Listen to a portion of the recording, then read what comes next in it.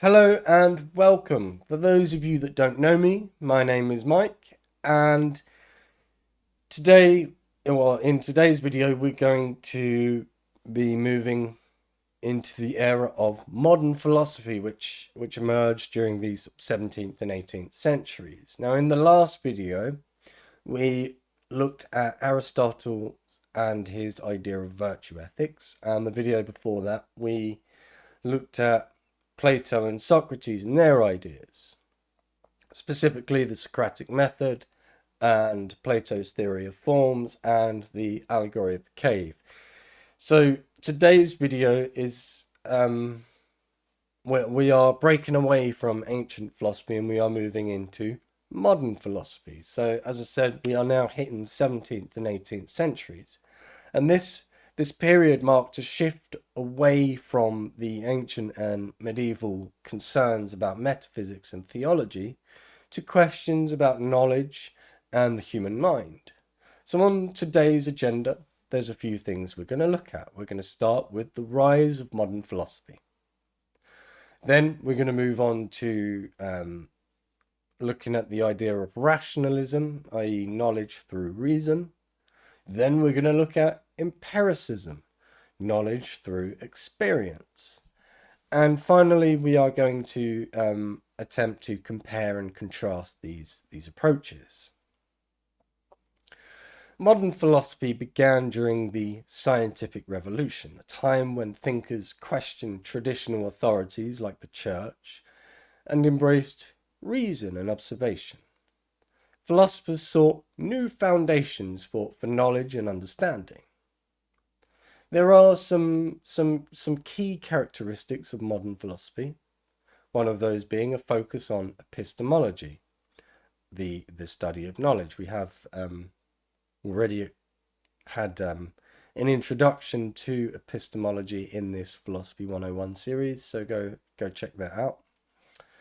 Another characteristic of modern philosophy is the rejection of blind faith in authority. And another key characteristic of modern philosophy is the emphasis on individual reason and experience. So there are two key schools of thought that emerged during this time, during the 17th and 18th centuries, and that is rationalism and empiricism. So let's start with rationalism. Rationalists believe that reason is the primary source of knowledge. They argue that certain truths are innate and can be discovered through logical deduction. René Descartes advocated the method of doubt to arrive at certainty. Baruch Spinoza believed the universe operates according to rational principles. And Gottfried Wilhelm Leibniz, I'm so terrible at pronouncing names. He proposed that innate ideas form the basis of knowledge. René Descartes, the father of modern philosophy, or so some have called him, sought to establish a firm foundation for knowledge.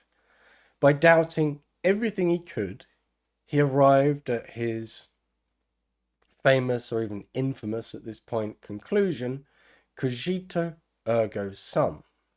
Or in English, I think, therefore I am.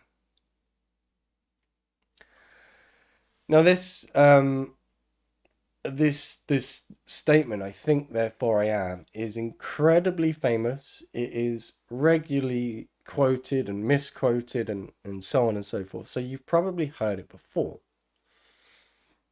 But what does it really mean? Well, with Descartes' rationalism, there are some key principles, essentially. So one of those is that you doubt everything except what is, undoubtable. Another is that knowledge comes from from clear and distinct ideas, and finally that reason is superior to sensory experience. If you close your eyes and imagine a perfect triangle, is that knowledge derived from experience, or is it an innate idea accessible through reason?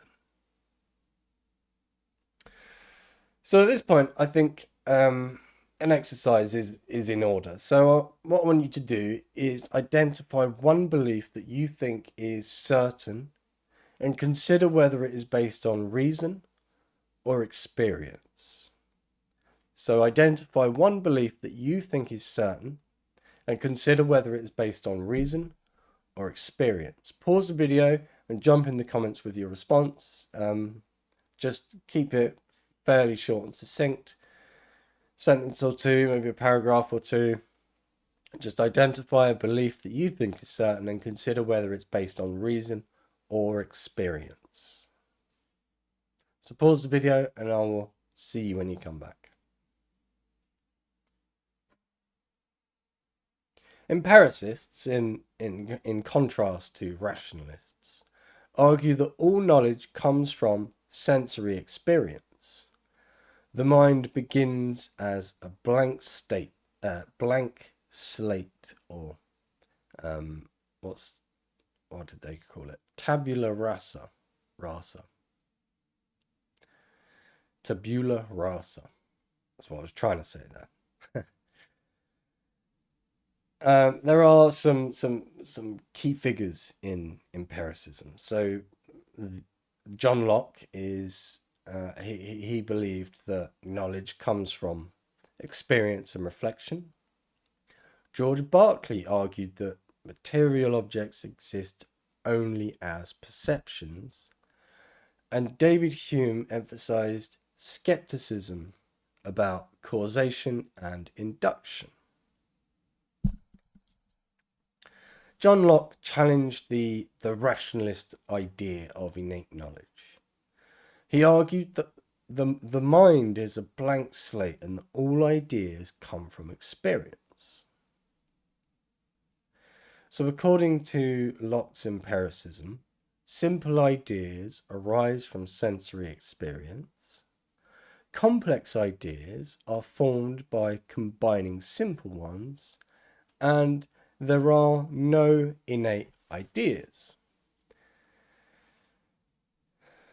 David Hume took empiricism to its extreme.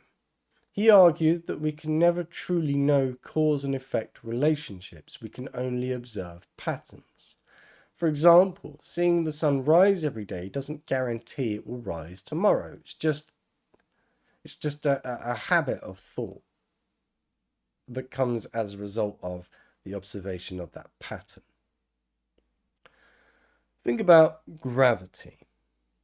Is it something we know for certain, or is it just a consistent pattern we observe? Have a think about that.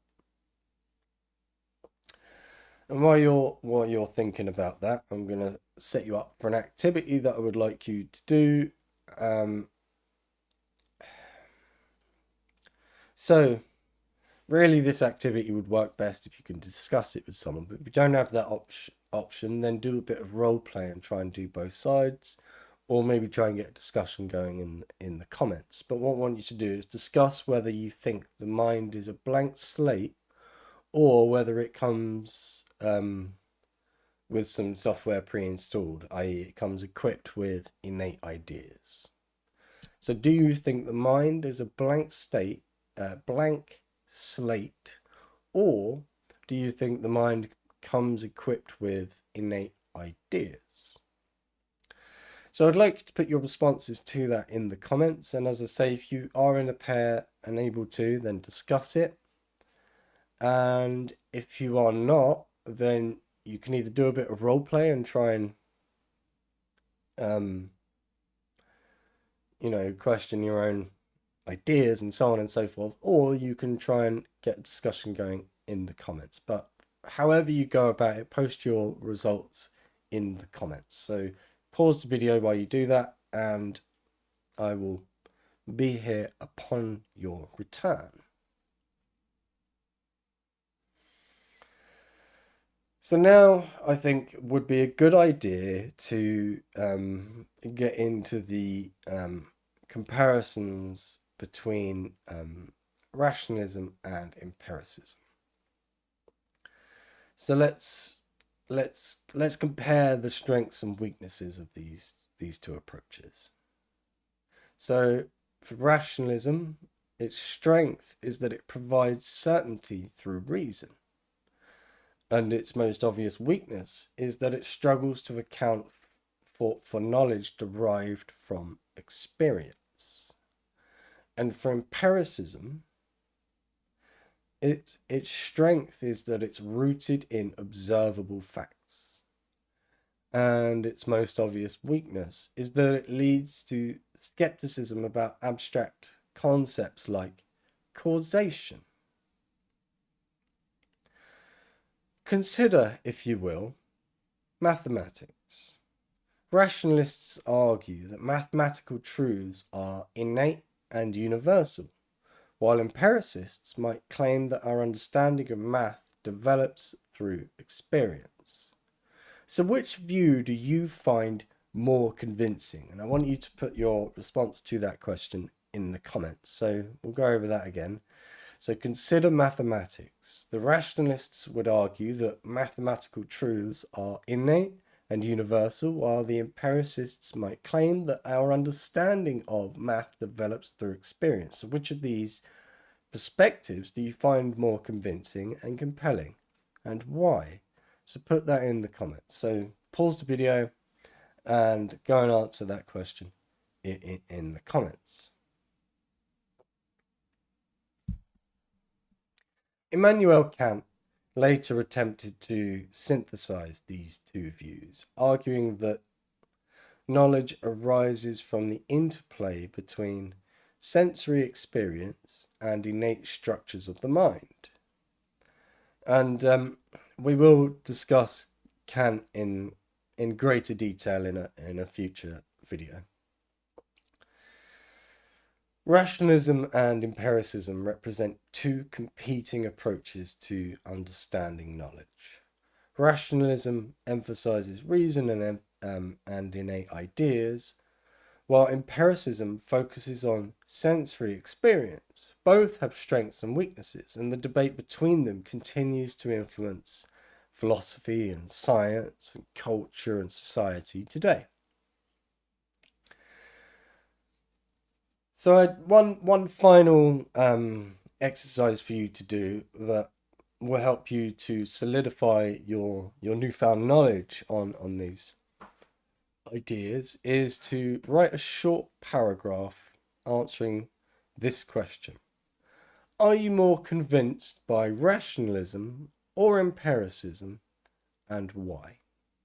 So write a paragraph or two, post it in the comments, and I will obviously come back and read them all, but also other people can read them and gain some inspiration and some insight and hopefully refine their own worldview as a result.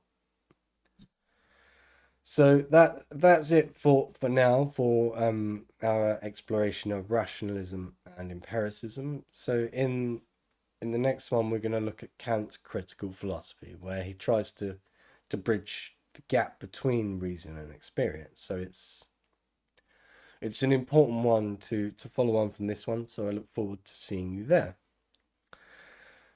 For those of you that have got this far, I would appreciate it if you could do the YouTube things, like the video, subscribe to the channel, and so on and so forth. This means that YouTube will obviously show you more of my content, but much more importantly, they will show you content from other people talking about these ideas and about philosophy and so on. And that means that the result of that is that you get to broaden your horizons, as it were.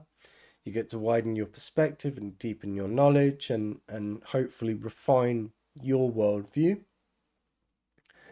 And also you get more of a balanced perspective on each of these ideas and their interpretations as well. So there's definitely some value in there for you for liking the video and subscribing to the channel. So thank you very much for watching, and I look forward to seeing you on the next one, where, as I said before, we're going to delve a little deeper into Kant's critical philosophy. So thank you very much, and I'll see you on the next one.